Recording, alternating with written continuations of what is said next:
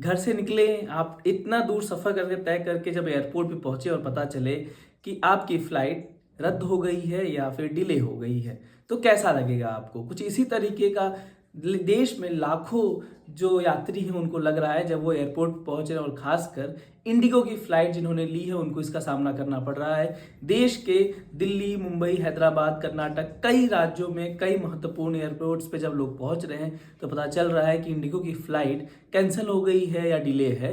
करीब 100 से ज़्यादा फ़्लाइट्स कैंसल हो चुकी हैं पिछले 2 दिनों में और ये जो कैंसलेशन है वो अभी भी जारी है।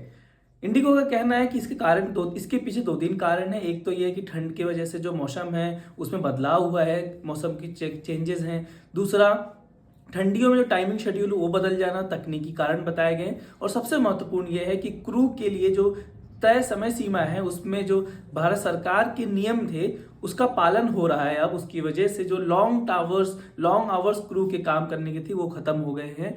इसी वजह से ये सब दिक्कतें सामना करना पड़ रहा है। अब सवाल है कि इंडिगो को ही क्यों?